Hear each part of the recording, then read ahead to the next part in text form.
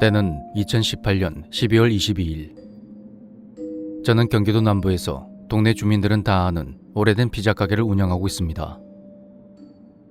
밤 11시 45분에 배민으로 주문이 하나 들어왔는데 외진 곳에 있는 빌라 B동 201호에서 들어온 주문이었죠. 곧 가게 마감 시간이라 추가 주문도 없을 것 같았고 배달 대행비를 아낄 겸 제가 직접 배달을 가기로 했죠.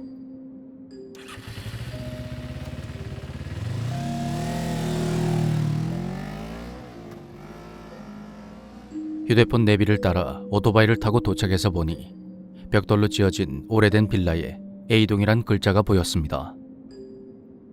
저는 당연히 그 옆이 B동일 거라 생각하고 근처에 오토바이를 세웠죠.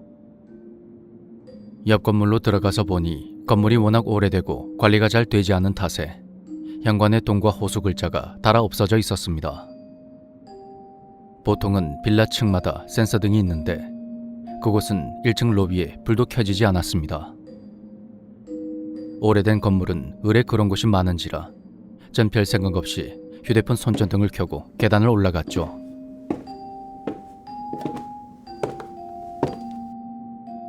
(201호는) 현관문이 연두색으로 페인트칠 돼 있었는데 앞에 입춘 대길이라고 쓰여진 부적이 붙어 있었습니다. 전 호수를 다시 한번 확인한 뒤 가볍게 문을 두드렸습니다. 그러자 네. 안에서 젊은 여성의 목소리와 함께 사람이 움직이는 듯한 소리가 들렸는데 터벅터벅하는 발소리가 들리더군요. 오래된 빌라라 그런지 걸을 때마다 바닥이 울리며 밖에서도 소리가 잘 들리는 것 같았습니다. 그런데 조금 이상했습니다. 선결제 했으니까 바로 받으면 되는데 왜 안 나오시지? 무슨 사정이 있나 싶어서 3분이 넘도록 기다렸는데 사람이 나올 기미가 보이지 않는 겁니다. 배달 왔습니다. 그렇게 다시 노크하고 초인종도 눌러봤지만 아무 반응이 없었습니다. 문 너머 201호와 그 위층에서는 TV 예능 프로그램 출연자의 웃음소리가 들리고 있었는데요.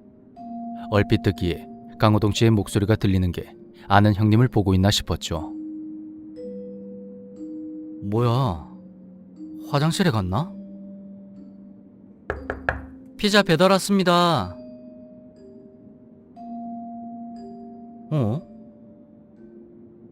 더는 기다릴 수 없었던 저는 주문지에 나온 안심번호로 전화를 걸었고 다행히 바로 통화가 됐습니다. 네, 안녕하세요. 주문하신 피자 배달 왔는데 계속 노크하고 벨 눌렀는데 아무도 안 나오시네요. 안녕하세요.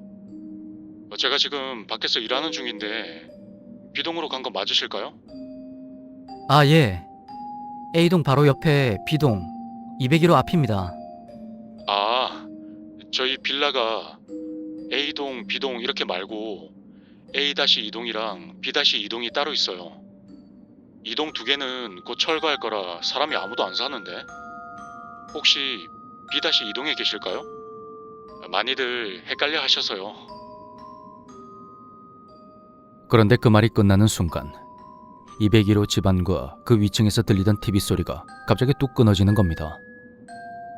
주변은 일순간 정적에 휩싸였고 서늘한 한기가 발목을 타고 올라왔습니다. 저는 알겠다며 전화를 끊었고 휴대폰으로 계단을 비추며 후다닥 아래로 내려왔습니다. 건물 밖으로 나와서 고개를 들어보니 모든 호수의 불이 다 꺼져 있더군요. 분명히 들어갈 때는 201호와 301호의 불이 켜져 있었는데 말이죠.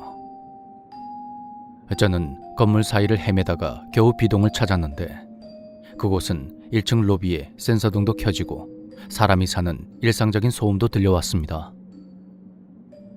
201호의 문을 두드리니 할머니와 아이 2명이 바로 문을 열고 나와 피자를 받아갔습니다. 오토바이를 A-2동 쪽에 세워뒀던 저는 어쩔 수 없이 그 앞을 지나게 되었고 건물 앞에는 마치 아무 일도 없었던 것처럼 차가운 정적만이 감돌고 있었습니다. 그날 텅 빈 빌라에서 들었던 대답 소리와 TV 소리, 그리고 그 웃음소리는 뭐였을까요? 가끔 그날을 떠올리면 아직도 등골이 오싹해지곤 합니다.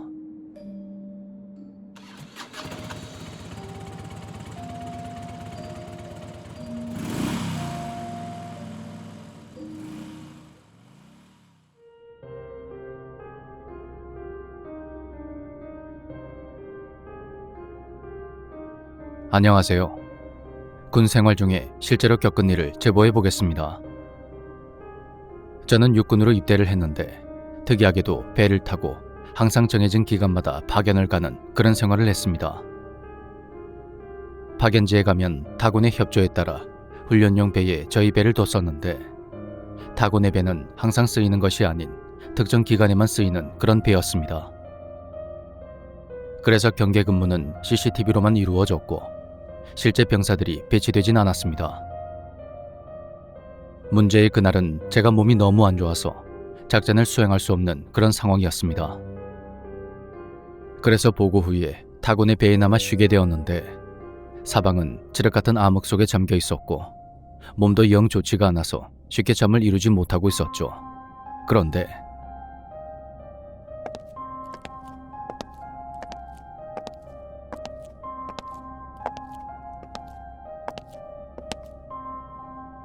어디선가 하이힐 소리가 들리는 겁니다. 마치 하이힐을 신은 사람이 배에 올라타서 움직이는 느낌이었죠.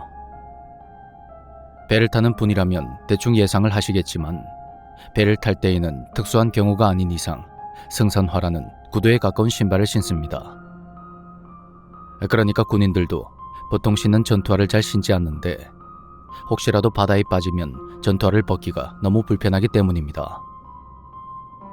위급한 상황에서는 수영이라도 해서 생존을 해야만 하니까요.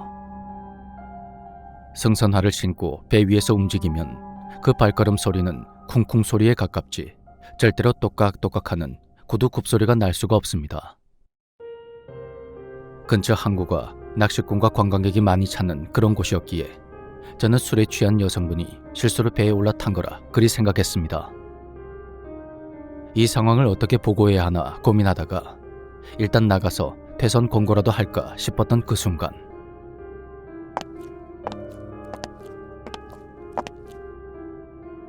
그때까지 똑깍거리며 들려오던 하이힐 소리가 딱 멈췄습니다. 제자리에 멈춰선 것 같았는데 그때 다시 고민이 되더군요. 혹시 술에 취해 쓰러진 건가 싶기도 했지만 또 그렇다고 하기에는 몸이 부딪히거나 그런 다른 소리가 나지 않았습니다. 그렇게 계속 고민하고 있던 순간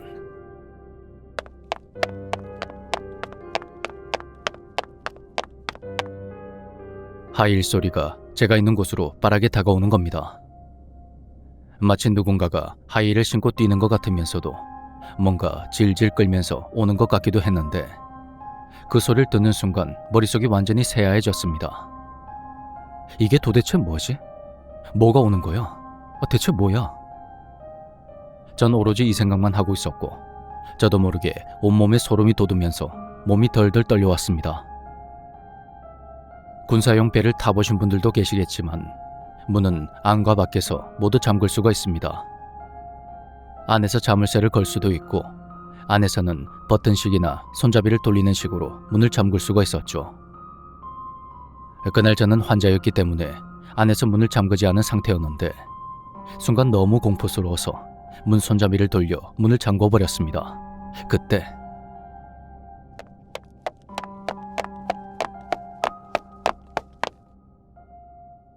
하이힐 소리가 제가 있는 방 바로 앞에서 멈춰섰고 저는 사람인지 뭔지 모를 그것이 바로 제 앞까지 왔다는 걸 직감했습니다. 돌이켜보면 그 방에 창문이 없었던 것이 불행 중 다행이었던 것 같습니다. 제가 안에서 밖을 보거나 밖에서 그것이 안을 들여다봤다면 어떻게 됐을지 지금 다시 생각해도 심장이 떨립니다. 눈을 질끈 감은 채 제발 가라고, 제발 사라지라고 기도하는 사이 제가 있는 배로 접근하는 다른 배의 엔진 소리가 들려왔습니다.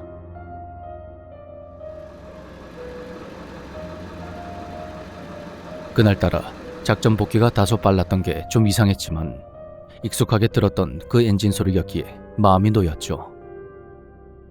파도가 세거나 기상이 좋지 않으면 현장 지휘자 판단하에 작전을 수행하지 않을 때도 종종 있었으니까요. 조금 안심이 되었지만 문 앞에 그것이 움직이는 소리가 전혀 들리지 않는 것이 또 이상했습니다. 저희 부대의 배는 다시 복귀했고 사람들이 이리저리 움직이며 떠드는 소리가 들렸는데 그때 선임이 제가 있던 방의 문을 열려고 하더군요. 그런데 야, 문 열어! 빨리! 부대원이 다급한 목소리로 문을 마구 두드렸습니다. 제 몸 상태가 안 좋다 보니 걱정이 됐던 것 같은데 방문이 안에서 잠겨 있으니 많이 놀랐던 것 같았습니다. 군대라는 특수한 상황 속에서 원칙적으로는 환자를 혼자 두면 안 되는데요. 아마도 이제 막 군생활을 시작한 제가 혹여나 나쁜 마음이라도 먹은 게 아닌가 싶어서 놀랐던 모양입니다. 저는 벽에 몸을 기대며 힘겹게 문을 열었고 복귀한 선임들과 간부들의 얼굴을 보며 간신히 눈물을 참았습니다. 야, 너 왜 안에서 문을 잠궈? 깜짝이야. 죄송합니다. 무의식 중에 그런 것 같습니다. 저는 선임에게 차마 사실대로 말하지 못했습니다. 그날의 그 소리의 정체는 대체 뭐였을까요? 전역하고 세월이 지난 지금까지도 잊을 수가 없는 경험입니다.